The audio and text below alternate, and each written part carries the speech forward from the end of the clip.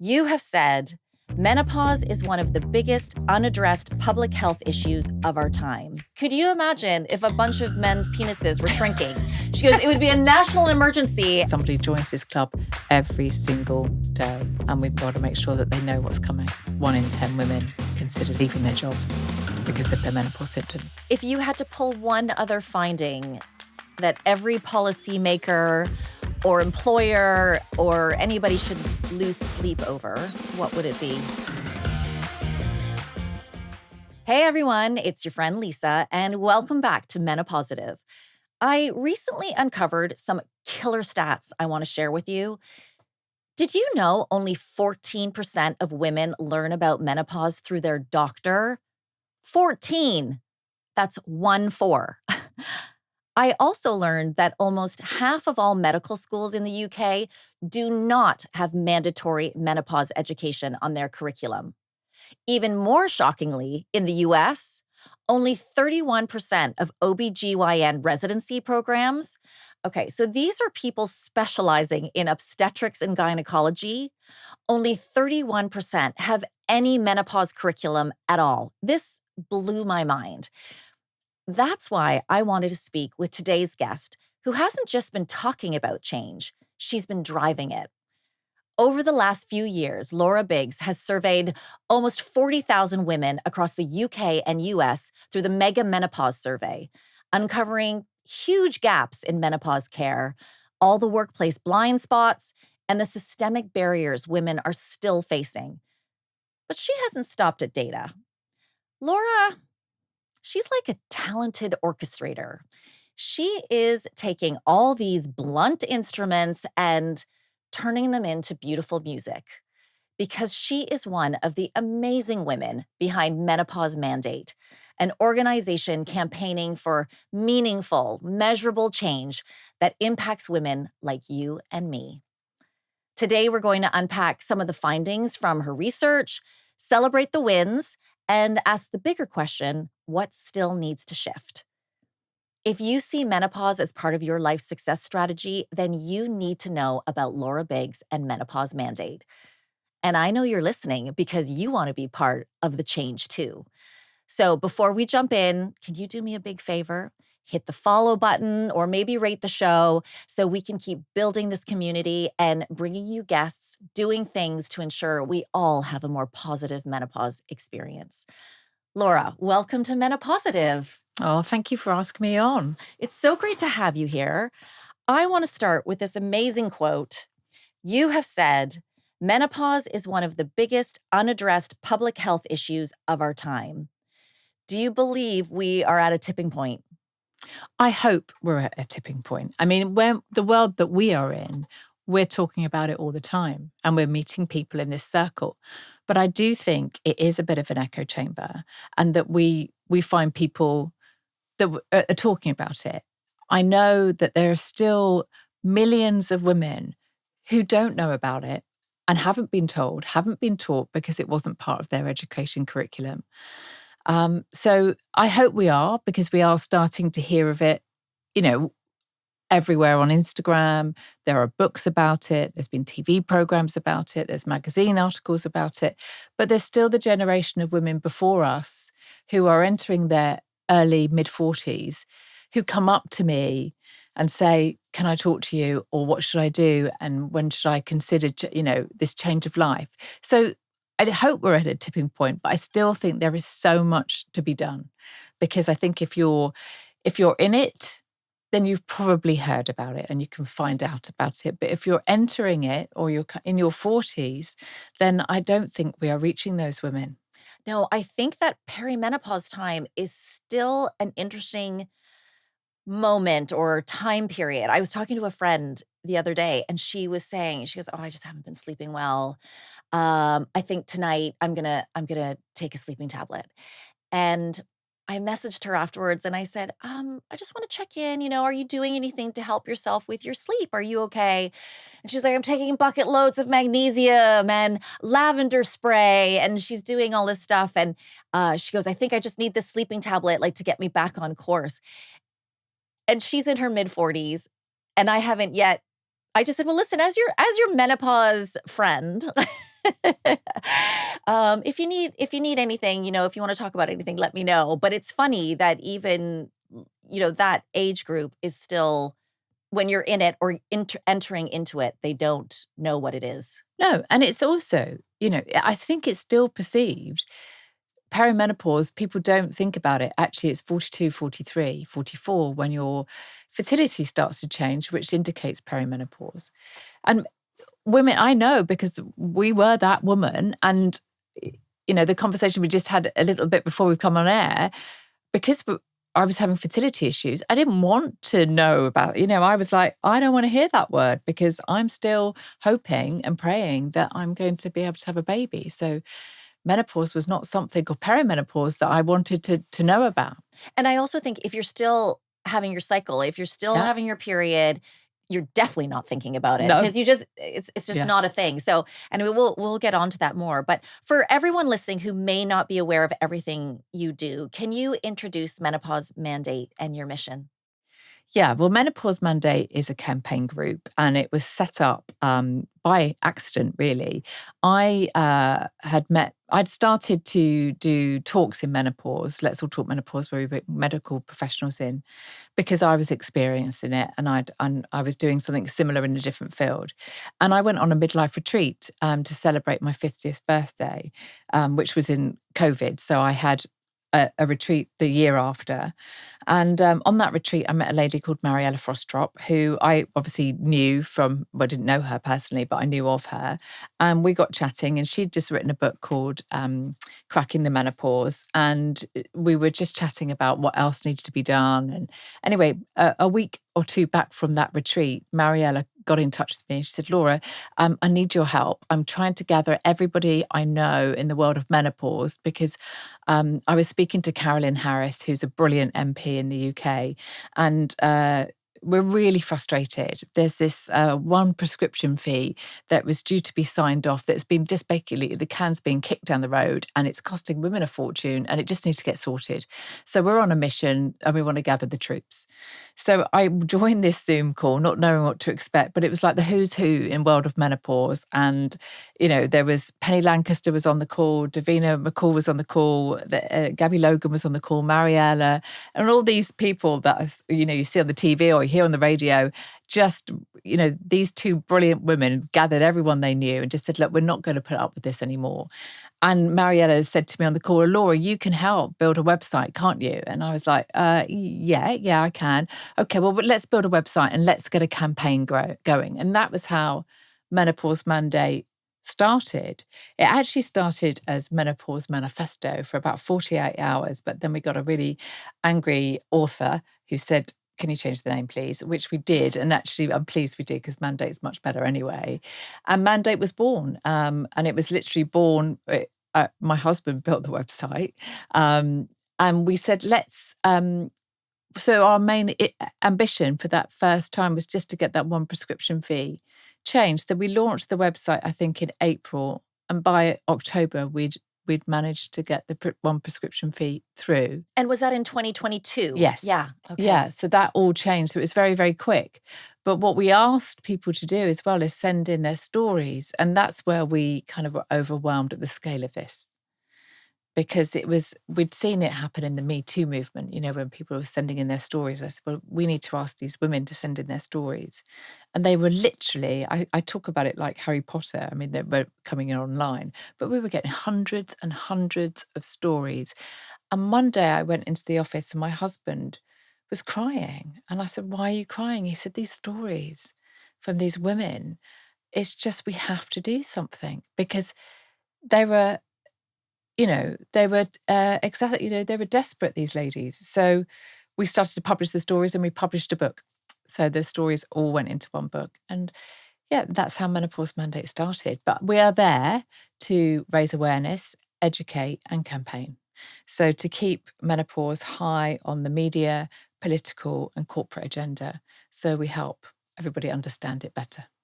So you are the CEO, Yes. and Mariella Frostrup is the chair in the Yes. UK. Yes. Naomi Watts is the chair in the US. It has grown incredibly fast. You've had results so fast. I mean, put a group of women together Yeah. and watch Busy things women. happen. Watch things happen. But did you expect this level of response? Has it surprised you? Yeah. I mean, if you'd have told me, you know, in 2022, you'll be running one of the biggest campaign groups in the UK and you will have an outreach in the US and Naomi Watts will be the chair and that you'll have, over 40,000 women filling in your survey, I would have said, we just set up for that one thing. And that you'll have all these patrons and that you will influence change. No, I mean, it's mind blowing. And I feel incredibly proud to be part of that team. But as you said, it's many women and many voices and busy women and passionate women who have helped us drive that so quickly. Well, I mean, I will thank you on behalf of many women for you and the team and everybody at Menopause Mandate for all the work you're doing, because I think we're all building on each other and we're all helping each other. So in 2024 and 2025, you launched the Mega Menopause Survey. So it was a dual nation survey between the US and UK, like you said, over 40,000 women, which is incredible. And when you first saw the results, I guess similar to your husband, maybe when the stories were coming in, was there anything, again, that made you think, wow, this is bigger than we thought?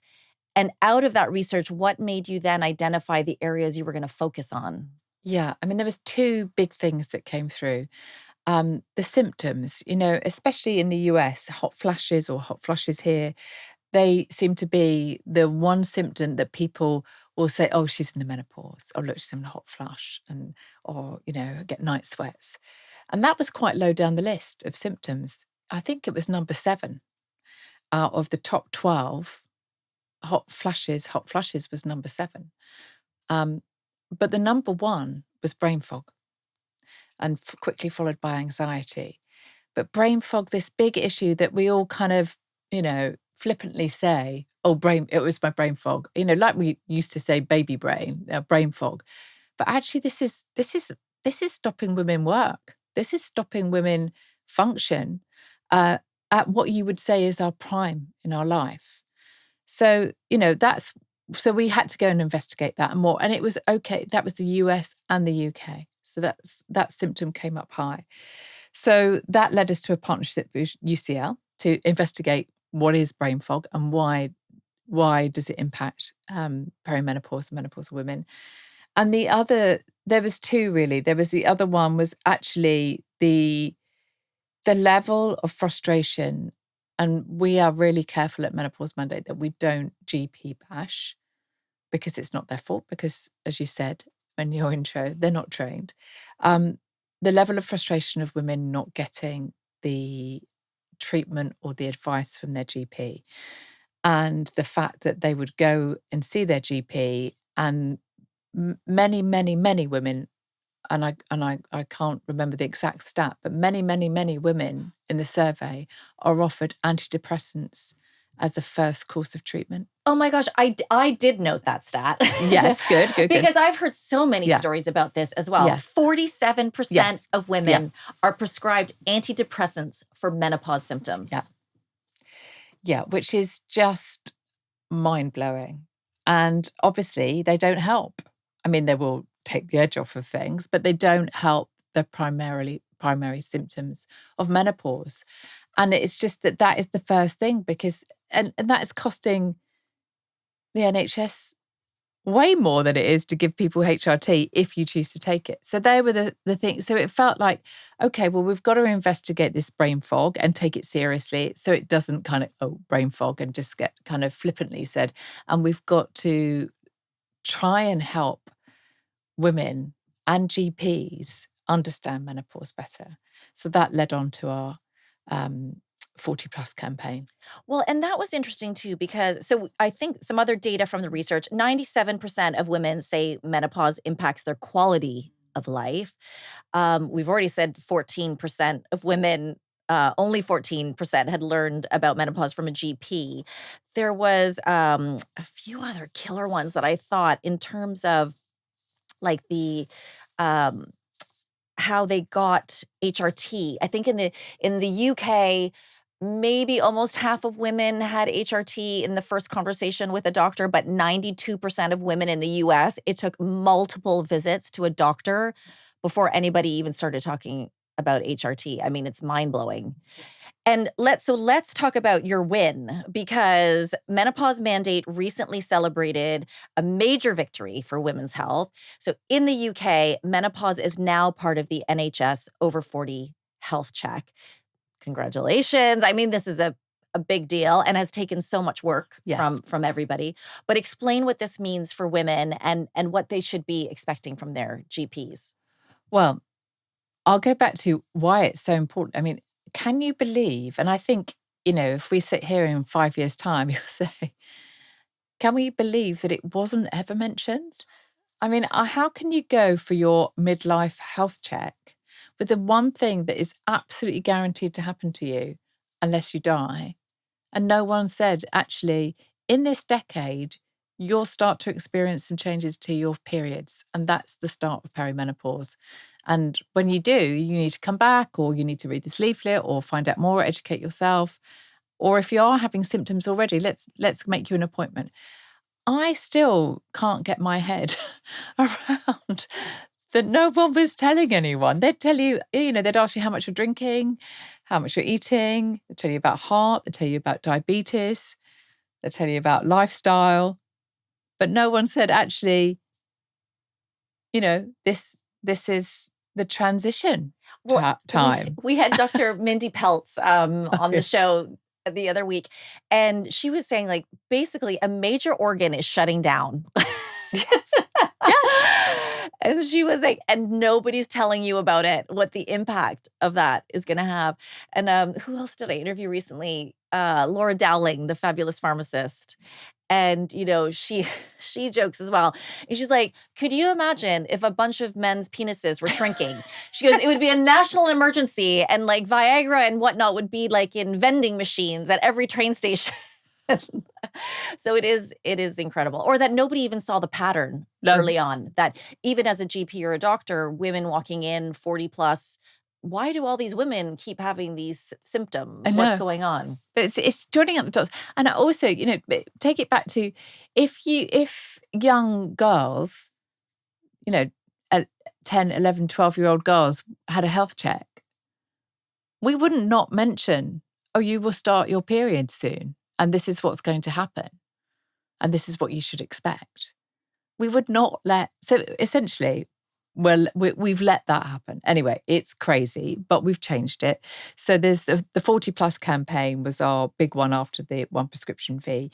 And we want, because these 40 plus checks, if you get them, but you must ask for them if they don't write to you, is that they're with a health professional, so they're not always with a GP. So people are not going to go into the detail, but ultimately just mention it and mention, as I said, this is a decade that you will experience some changes to your fertility. So it hasn't been, we still don't know when it will be implemented, because obviously these things change, but we believe it's going to be from April that it will start to be rolled out. Oh, from April 2026? Yeah, I think so. That's amazing, because when did it just go through? Was it It was October. October, yeah. Right? Yeah. And that is an amazing shift. Yes, it is for an organization shift. Like the NHS to shift that materials. And it was really Mariella. We didn't let go, really. We found Wes, and Mariella went to see him. And what we did actually was we published a book of all of the verbatim comments from women about their experience with their GP, which we didn't put into the public domain because, again, we're very conscious that the GPs, it's not down to them, it's down to the training, which has changed, thank goodness. But we published this book, and I think it blew his mind, and he just flicked through it and he just said, I didn't realise the extent of this, and I will make change happen. So he was good to his word and he made it happen. But it was, we literally got the call to say, he's going to announce, and are you ready? And that was 3 days. And it was just after World Menopause Day. So it was super quick and really, brilliant to see that our campaign had paid off. I mean, absolutely amazing. So for everybody listening, if you're age 40 Mhm. plus, if you haven't gotten a letter from your GP Yes. yet, you can call and Yeah. ask for it. And these health checks happen every 5 years. Is that right? Yeah, I mean, I think you can request them more regularly, but I think they're in there for every 5 years, and it's basically a health check. So you can get your bloods done, you get your blood pressure done, and just to see if there's any health challenges, and hopefully they will mention menopause. And yeah, we are busy publishing a leaflet that will go into GP surgeries, and we hope that GPs will signpost, which is basically in very basic terms is what is menopause and what you should expect, and the symptom checker, which is the big thing, I think. Yeah. But again, for everybody listening, if you haven't gotten a letter from your GP's office yet, call and make the appointment yourself. I know for me, I was 50 and you're supposed to get your breast screening as Yes. well. And I hadn't got any letter. I was 51. And so I ended up calling and taking it into my own hands. But they were very quick, Yes. very responsive, made it happen quickly. So you can look after your own health and well-being, everybody. Make the call if you haven't heard from them yet.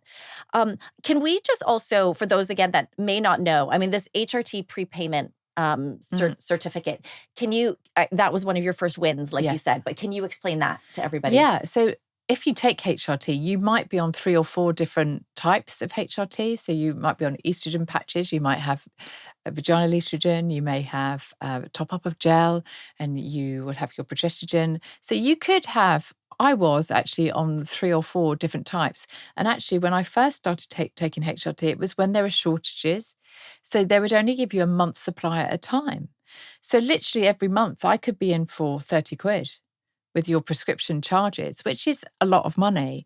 And it's a lot of money that people sometimes have to make the choice of, do I pick up my HRT or do I feed my kids? It's that kind of money, especially at that time. It was really challenging for everybody.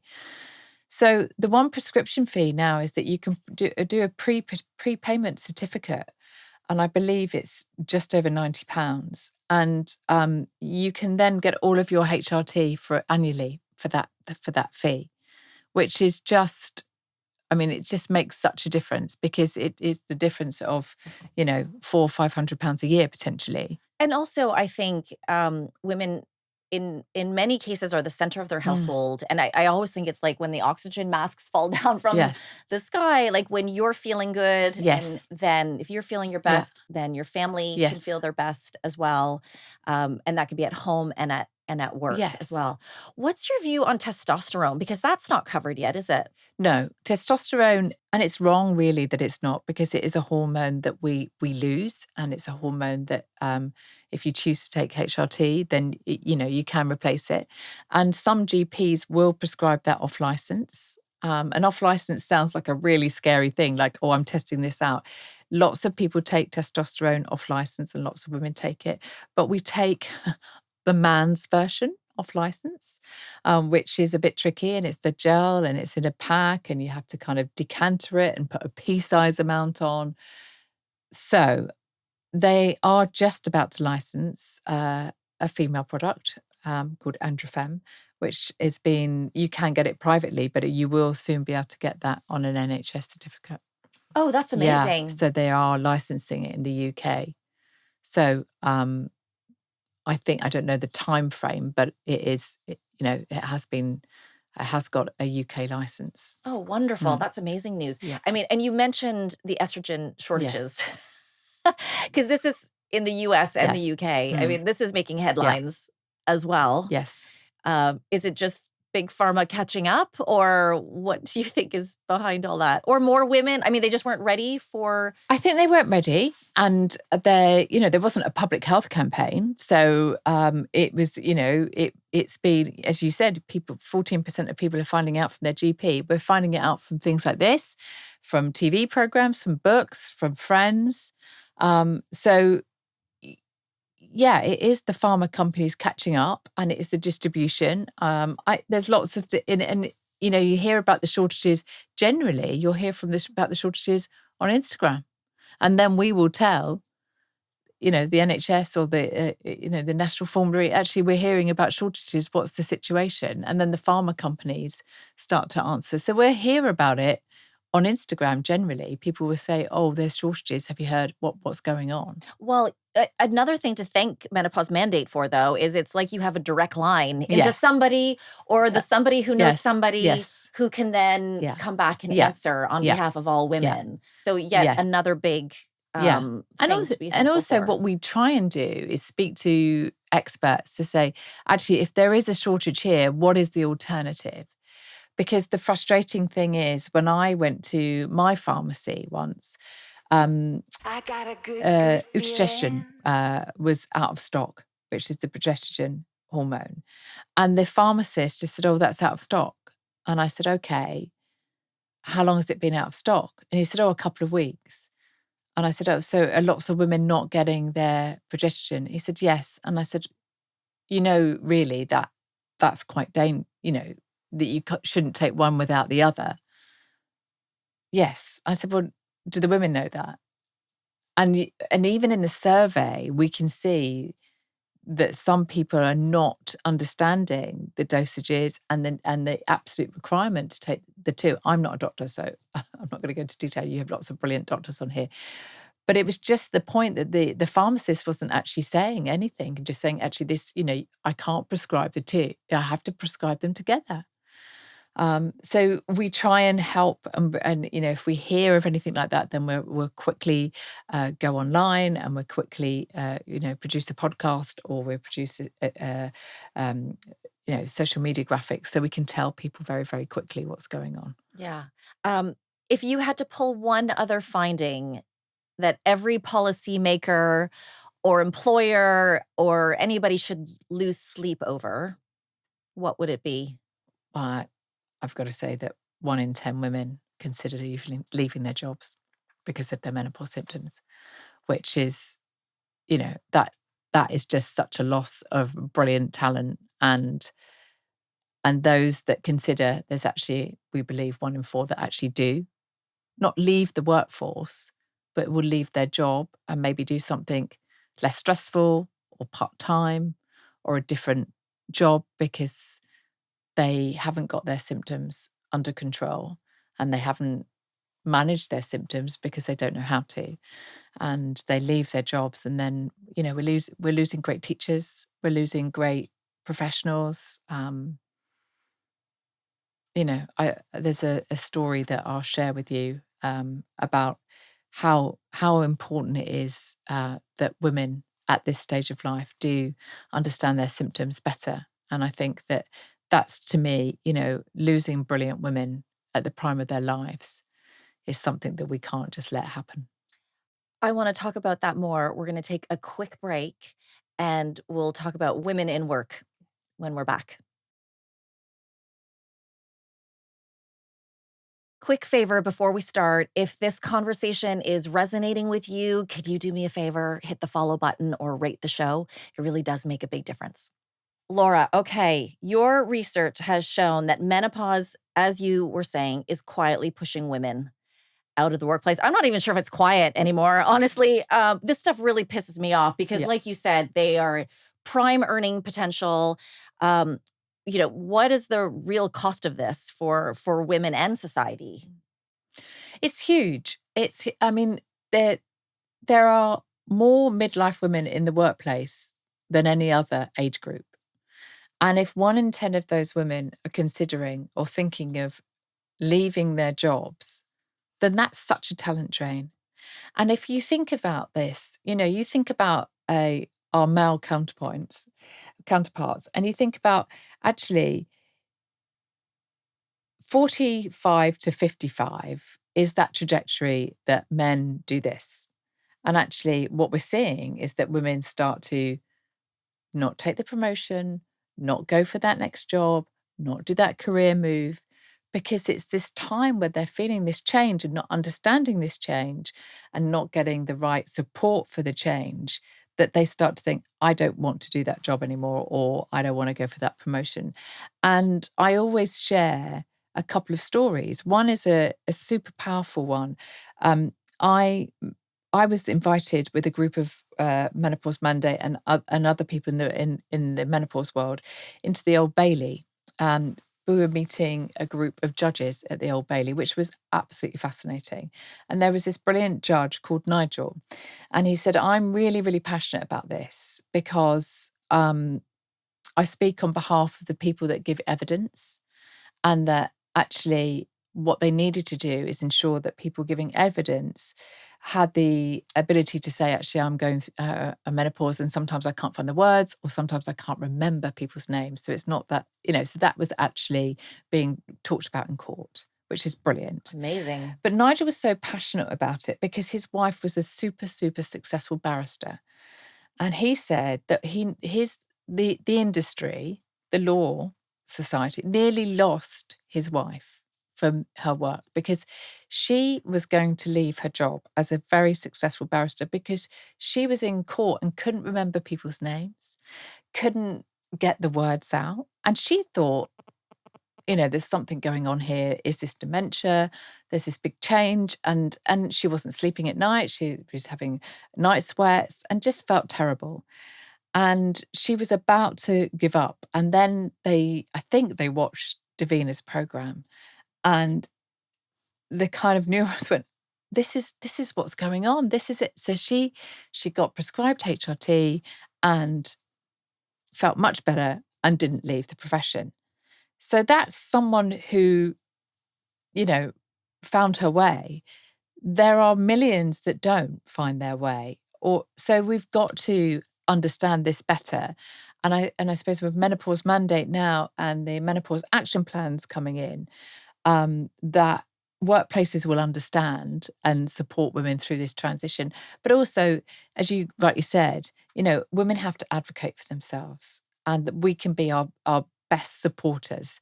So, do your research, find out, and actually make those, make sure that you've listened to as many brilliant podcasts, read great books. There's great stuff out there. So yeah, we've got to educate the women and we've got to educate employers because it is a talent drain hiding in plain sight. I mean, I think in one of your menopause surveys, it said only approximately 25% of workplaces in the US and UK had a menopause policy in place. So let's talk about what are you seeing as some of the what would a successful menopause policy look like for you? Well, I think policy, it feels like a policy is something that's in the wall in the kitchen at the workplace, which and I know a policy isn't worth the paper that it's written on if the culture doesn't change. And I think it's really around the culture and helping embed that culture and making it a positive experience, and that it's not just something that's quietly talked about and gathers dust in the corner. And then I think the big thing is that it's got to keep moving because there's new people coming into this club every day. And how do we make sure that we're finding those people and that it's not just the middle-aged women talking to the middle-aged women? We've got to get the men talking about it, the younger women talking about it, and line managers. And actually, that it's a conversation that's very open and that you don't feel that it's, the menopause coffee area, and the group of the older women. I remember being thinking, I don't know if I want to go to the menopause cafe. I really don't know if I want to go to the menopause cafe, but I do want to be able to sit and say, actually, I'm not feeling my best self today. I'm having a really bad day. And would you mind doing the presentation for me today? And that doesn't have an impact on what my boss or my colleagues think about me, and that would be the place that I'd want to work. And I think that if we think about how pregnant women are treated in the workplace, that they are treated with respect for their condition and that they are going through a change, and that some days will be better than others. And some days you would check in with your colleague and say, are you all right doing this? Do you want a hand? And then that's just treated as gracious and helpful.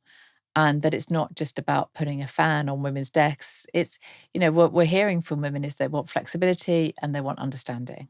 And I think that every workplace should be able to offer that in some capacity. And that you think about, women who are on frontline jobs, if you're a police officer or you're working, in a store, and lots of women who work in stores, are midlife. And you imagine if you are having terrible experiences of flooding, which is a big issue for women, and it can happen out of nowhere, and that you can't leave your, you can't leave your till, your checkout, and you just desperately. So actually, things like that there is like something you can just put your hand up and no questions asked, and you can leave. Yeah. And I think it must be, I don't even know how to talk about it. Like that interesting thing though, where if you want to offer help to women at work, but you also don't want to be the person that says, "Are you menopausal? yes, Are you?" Because then really some tricky, people can. I think that's really really tricky, and again, that puts it on the woman Yeah. to have to be the person that Yes. says, "I'm going like." Yeah. They have to be vulnerable enough to say, "I'm going through this, so I'm going to need some flexibility," Yeah. or "Can you do the presentation today?" Yes. Because I think the person on the other side, especially if it's a man, Yes. they I don't know, they're so careful about what Yes. they can say without insulting somebody Yeah. as It's a well. really tricky ground. And I think still some women don't want to say, actually, I don't want to be part of this club. I don't want to be part of this group. And I met a lady quite recently who literally said, I think you're talking about it too much. I think it's got out of control. And I think that I don't want to hear about it. And I don't want to talk about my symptoms at work. So I think, okay, Laura, you and I and your team, we're going to make menopause cool. I think menopause has to be this thing that when it's happening, you're going to go into Space NK or Sephora and there's going to be like gifts that you buy people. Like, congratulations, you're in menopause. And I know it's not always, I'm not over positivitying it, Yeah. positivitying it. But I think this goes back to the systemic Yes. Yeah. impact from culture and society, even my own personal journey. I didn't want to talk about it either because it meant I was old. And I didn't worry about the fertility bit, but it was like, because society and culture and movies and everything doesn't showcase enough of us or has told us that we are no longer valuable because we can't have children anymore. That's why we don't want to talk about Yeah. it, because if we shine a light on it, then that's what's like, this is what society's telling me. I'm not useful anymore. I'm not valuable anymore. And that is a big part of this change. Like more women in movies, which we're Yes. starting to see Yes. too, Yeah. right? In advertisements, Yeah. we're seeing all of that as well. But it's going to take Yeah. it's going to take time. But I think that sometimes there's also a grieving process that Yes. happens, Yeah. right? Like, again, I'll speak from my personal experience. There's a journey of, and not even again related to fertility, but it's like, if I'm not this person anymore, then who am I becoming? Yeah. And that can be very scary. Yeah. But there is a world waiting for you on the other side of this, with the right treatment Yeah. and the right help and support around you. Yes. There is a world waiting for you on the other side. Yeah. And I think it's so important. Like, if the women are educated and we don't let people slip into this stage of life without giving them some information about what the changes could be and how that might impact them, and then what support that they can get, then that's what it shouldn't be someone tapping you on the shoulder in your workplace and saying, actually, I think you might be going through the menopause, because that's just offensive whichever way. Yeah. You look at it and, oh, are you having a bad day because it's that stage of life? No one ever should say that, or hopefully would say that. But if the women understand and in their workplace give them access to resources and talks and information that it's talked about, then hopefully that person would think, actually, I can feel some of these symptoms and I can I'm going to look at this, or I know that we've got this opportunity, these people at work, or them, there's a buddy system, or I know I'm going to go and chat to. I heard them doing a talk, and that's we've just got to, as you say, this positive natural language. And there are so many brilliant people in the UK and US doing that now. We've just got to make sure that the generation coming into it get access to it. Do you have hope for that generation? Because I do. And I'm talking more about I have a 15-year-old daughter, but even any of my younger friends in their 20s, they're all tracking their periods now on apps. They are Completely different. so much more aware of their bodies, their cycles. Yes. I was talking to a woman the other day that I met who also has ADHD, and she was saying how the medication impacts her at the different times of her cycle. Mm. She's so aware. But because people like yourself and shows like MenoPositive are talking about it more, she's really curious about what's Yeah. coming so that she can prepare her body. Yes. And they talk about it way more openly. Nobody's hiding a tampon up their sleeve anymore. They're all just My saying, "I've got God. my period." Yeah. You know, it's amazing what, I think there's so much hope for the young women that are coming up. I think so. I think we're in a similar life stage. And I think we can think about the women who went before us. And that's the generation that I think were the lost generation, the ones that no one talked about it. No one mentioned it in the workplace. The people that silently left or not so silently left and were put out to pasture because they weren't doing their job well enough. That's the generation, I think, that had the most impact. We have got there just in time. And I do think certainly the younger women who are all tracking their periods and understand their cycles a lot better and understand that their cycles can have an impact on how they feel. They feel differently even when they're not having their period. It's, the beginning, the middle, and the end of the cycle. So I do think that there's so much more out there that we didn't get. But luckily, I think we got there just in time. But the people, in their 60s and 70s now, didn't get HRT and didn't get any support at work. And just when they weren't, all these changes going on, no one talked to them about it. So, yeah, I do have a lot of hope. And I think that, this will never happen again. Do you think there's an opportunity for menopause to be inserted in the school curriculum as well, just like they're talking about puberty?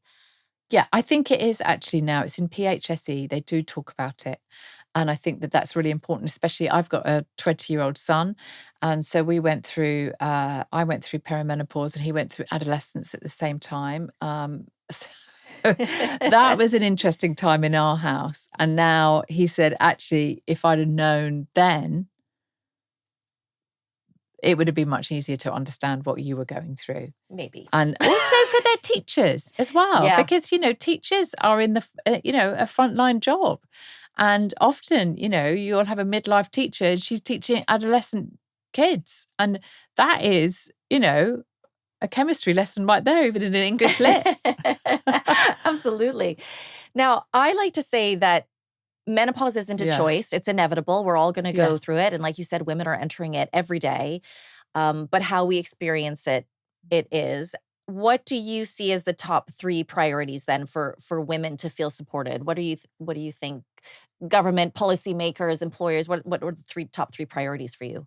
Well, I think government, make it a priority that if women understand their cycles better and their menstrual cycles and their menopause, then they can advocate for themselves. So let's educate the GPs as quickly as possible. And it's not, we're not expecting them to become menopause experts, just menopause aware and aware of the myriad of symptoms, which we are still learning about, because the symptoms you only hear from when you survey people, because you'll say, actually, I get itchy skin. And, my symptoms were completely out there. I had itchy ears and my vision was changing constantly. So I would go to my optician and say, some days I can see and some days I can't. And they would say, oh, well, and I said, no, I literally take my lenses out and put them back in because I think I might have put them in the wrong eyes. And I can see, I can't, and that's your vision, changing because the changes happen so rapidly. So it's, so understanding the myriad of symptoms and, when a midlife woman presents herself with any health issue, no, don't just, could it be menopause, should go through their head. But obviously, not to the detriment of all the other stuff that does happen as well. Yeah. I think, so let's train the GPs and make sure that there's no one walking into a GP and being prescribed antidepressants for menopause symptoms as a first line, of course. I think the education, bring it into the education curriculum, make sure that no person leaves school without knowing about the fertility cycle and the start, the middle, and what happens when periods stop. And also to employers, menopause action plans are coming in. There will be a soft launch this year, and 2027, they're mandatory for any employer over 250 people. So, but that shouldn't be scary. It should be, oh, what have I got to do? Is it going to cost me money? Actually, you should never be, actually, this is going to help me retain talent. This is going to help me attract talent to my organization if we do it well. And it shouldn't be a scary process. It should be, an exciting process that you're not going to lose brilliant people from your organization. And keep educating women. I think there should be a public health campaign about it. And I think keep making the books, keep making the podcast, keep making the TV show, keep talking about it, because it's not fatigued. We have actually somebody joins this club every single day, and we've got to make sure that they know what's coming. And thank you to Menopause Mandate for measuring Yes. as well, because that helps all of us Yeah. keep going as Mhm. well, and helps, like you said, employers, friends, family Yeah. just become more empathetic or understanding of what women are going through. Are you still coming against people saying, women have been going through this for years? Like, why make such a fuss about it? Yes. Yes. Yes. Even when I speak to my mum, and she's 80, a young 80, and I said to her, "Mum, what were your menopause symptoms?" And she said, "Oh, I didn't really have any." And I said, "What do you mean you didn't really have any?" She said, "Well, I didn't." I said, "Okay, when did you stop sleeping?" "Oh, after I had my hips operation." And I said, "When was that?" 45. Okay, so you just stopped sleeping at 45? Yes. And she said, "I just thought it's a stage of life." "When did your chronic UTIs start?" Oh, God. About the same time. Okay. My mum is now on vaginal estrogen Thank God for at that. 80, and her UTIs and her vaginal atrophy, which was chronic, which she didn't talk about, because in her generation, you didn't talk about anything below the waist. And then I say, actually, what about your cohort? Oh, we just got on with it. But they didn't just get on with it. They put up with these chronic symptoms, and it's all related, and they just didn't join the dots.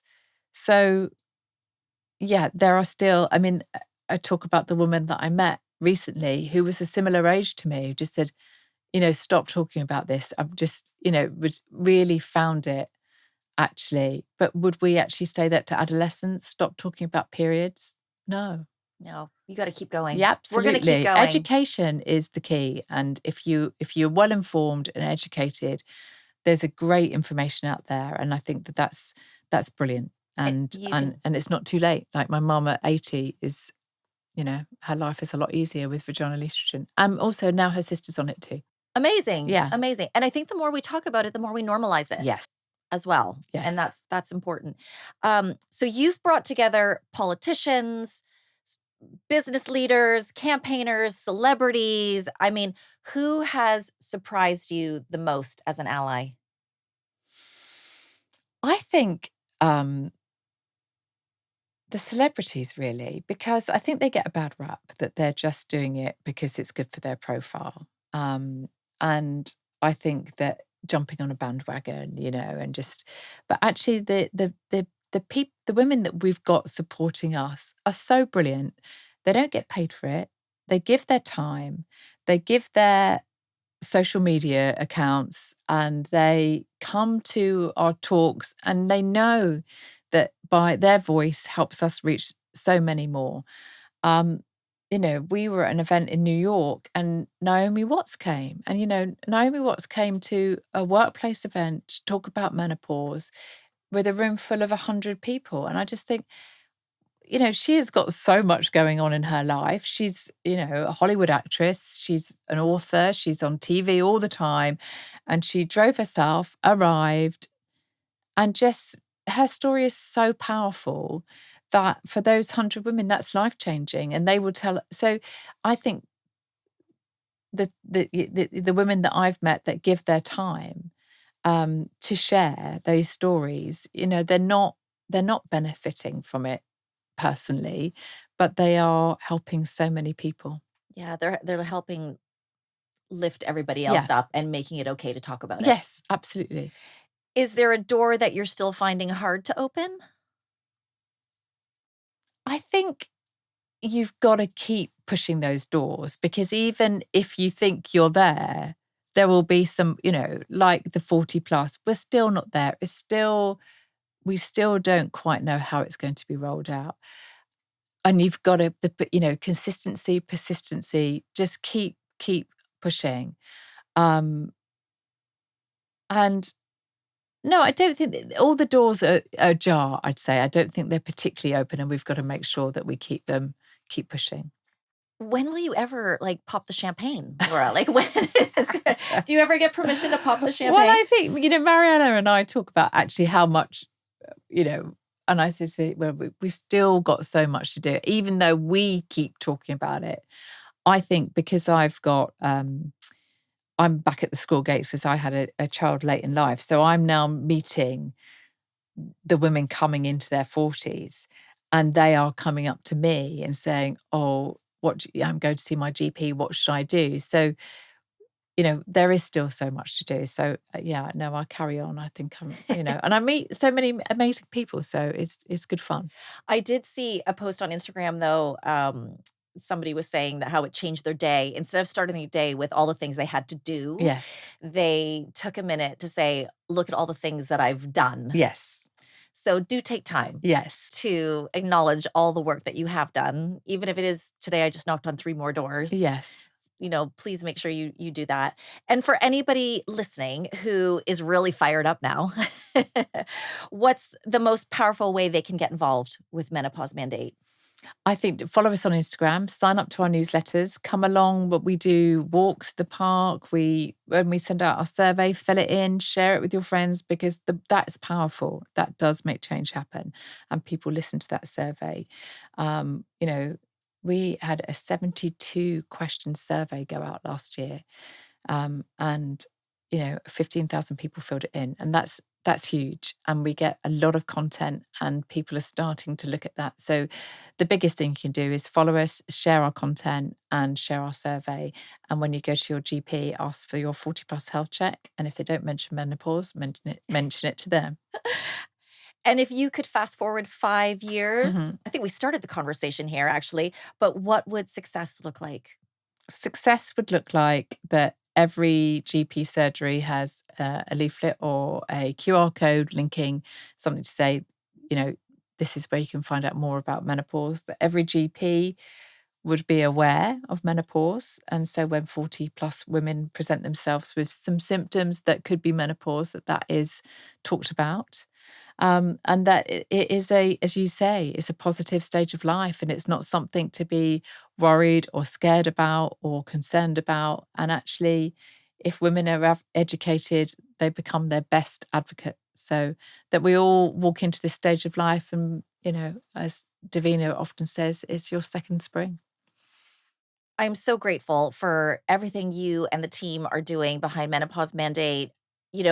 So much here that I want everybody to remember. Menopause included in the NHS over 40 health check. If the doctor hasn't sent it to you, you ask for it. The HRT prepayment certificate. Yes. I didn't even know about that until I was researching the show. So I think that's amazing for women to know. You said the testosterone androfem when is that coming again? I'll have to check, because I know they have got their UK license. Yeah. Okay. So that could be but there's something. shortages of it, because Of course obviously they weren't ready for that to happen. Not ready, but it's coming. It's coming, ladies. We're still doing it. And I think the menopause action plan for employers at work, keep an eye out for that. That was at least some guidelines. Guidelines are coming really soon, actually. In April, there's soft launching. And then from next year, it will be mandatory for employers over 250 to have an action plan in place. Absolutely amazing. And the final question, Laura, we ask all of our guests. Knowing what we know now about the menopause transition, what would you tell our 35-year-old listener? Be more aware of your menstrual cycle, I would say. I think that, we talked about you spend years trying not to get pregnant, and then you do try and get pregnant, and sometimes it doesn't happen. If we all understood our fertility cycle from the beginning, middle, and end a bit better. So I would say to the 35-year-old, understand your menstrual cycle for sure and start tracking and understanding it. But don't worry too much about menopause right now. What would you tell our 45-year-old listener? I'd say actually really be looking out for changes, even if they're completely. When I think about the changes that I experienced, mine were really odd and I would never have joined the dots up. But now looking back, around 42, 43, I had an office that I had about 30 people worked with me, and I knew them all really, really well. And this is the days when we all went into the office every day. And a new starter and it was really important to me to take the new starters around. And then all of a sudden, I'd discovered that I'd get to someone's desk who I'd worked with like for 5 or 6 years, and I could not remember their name. And I stopped showing people around the office because I was embarrassed that I'd forgotten this person's name. And I didn't really kind of consider that that was quite an odd thing that was happening to me. I just thought it was I had too much on. I was a bit stressed and now I realized that that was a symptom. And the other thing that crept up on me was that I started to get quite bad vertigo. And I didn't want to drive over bridges, which was a thing for me when I was younger. And it came back, and I didn't want to drive at night. And again, I just put it down to stress. But actually, those joining up the dots. So if weird things are starting to happen to you that are out of character, think, could it be menopause? Could this be the change? And if your periods start to change and they get heavy for one day, or they get particularly painful, or the other thing that was coming through for me was that I was getting, where I'd get PMT for maybe 2 or 3 days before my period, it was starting to get a lot longer and starting to be a lot more PMT was coming through. So just be really aware of subtle changes, because it might just be something that you're not joining up the dots, but these changes can be really, really tiny, but quite significant. So I'd say just be really mindful. And if something doesn't feel right, then, pay attention to it. I find these are these little whispers that you get in the 40s. And I agree with you. Women also just have to trust they know their body Yes. better than Yeah. anybody else. But I think we have normalized so much of Yes. those things, like the forgetting somebody's name Yes. on the spot. Oh my God, I totally connected with you when you said that. But also, I was laughing with somebody else. We've kind of normalized and joked about, oh, I can't do a jumping jack, or a little bit of pee will come out. And now I'm like, oh, no, you Yes. got to go Yes. see that physio, Yeah. pelvic floor physio. So Yes. we have been told to, or we have normalized these Yes. things, and they are all little whispers. Yes. So look after yourself. Yes, for sure. And what would you tell our 55-year-old listener? I am 55, actually. It's a great time. You've got a handle on your symptoms. But the other thing is that you still are going through a change, and some your symptoms will change, and and also just listen to your body. Keep listening, because those symptoms are still there. You might need to change something and do something differently, and also give yourself chance to take a break. And don't be so tough on yourself. It's not a race. It's not an endurance race. Beautiful advice. Laura Biggs, thank you so much for being part of the MenoPositive community. It has been such a pleasure getting to know you and to talk to you today. Thank you for everything you guys have done. Well, thank you for having me. I've really, really enjoyed it. And for everyone listening, when you take control of your health and well-being, it can be life-changing. And when we have access to the treatment we need to thrive at home and at work, we can step into the very best version of ourselves through perimenopause and beyond. Because I know you don't simply want to look your best, you want to feel your best. And I want that for you too. I also want to make sure that you follow Menopause Mandate on Instagram. Make sure you sign up to their newsletter, and don't forget to hit the follow button. We'll see you next time.